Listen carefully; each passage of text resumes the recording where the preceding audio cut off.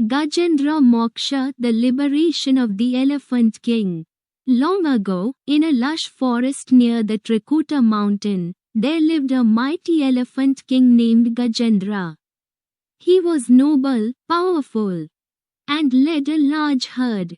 Though strong and proud, he was also deeply devoted to Dharma and the divine. One hot day, Gajendra and his herd arrived at a serene lake to quench their thirst. The clear waters of the lake glittered under the sun, and the elephants began playing joyfully in the water. Gajendra, too, entered the lake and splashed around with joy. But suddenly, a terrible thing happened. A huge crocodile lurking beneath the water grabbed Gajendra's leg with its sharp jaws. Gajendra trumpeted in pain and tried to pull himself free. He used all his strength and fought for hours, then days, but the crocodile would not let go. The other elephants tried to help, but they could do nothing. The struggle continued for 1,000 years. Slowly, Gajendra's strength began to fail. The crocodile, being in its natural habitat, did not tire. Gajendra realized that physical power was not enough. It was time to surrender.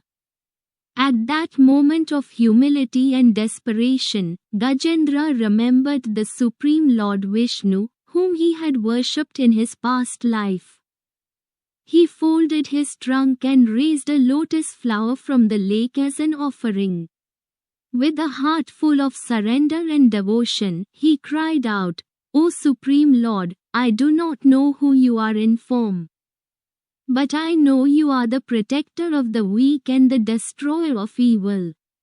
I surrender to you. Please save me." Hearing this heartfelt prayer, Lord Vishnu, the compassionate protector of devotees, immediately mounted his divine eagle Garuda and flew at once to rescue Gajendra.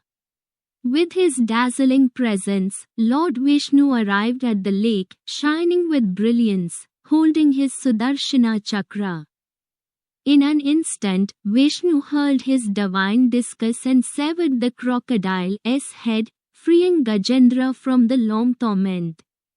The elephant bowed with tears of gratitude, and Vishnu gently touched his head, blessing him. At that moment, a divine truth was revealed. The crocodile was actually a Gandharva named Huhu, cursed by a sage to live as a crocodile.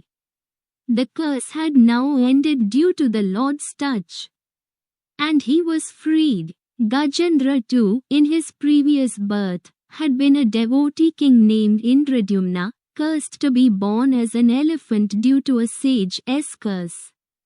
Due to his unbroken devotion, he had now attained moksha, freedom from the cycle of birth and death. Lord Vishnu took Gajendra to his eternal abode, Vakuntha, granting him everlasting peace. Moral of Gajendra Moksha. The story teaches that true surrender to the divine, especially in times of helplessness, brings liberation. Ego and physical strength have limits, but devotion and sincere prayer reach the heart of the Supreme. Even an animal, when full of bhakti, can attain moksha.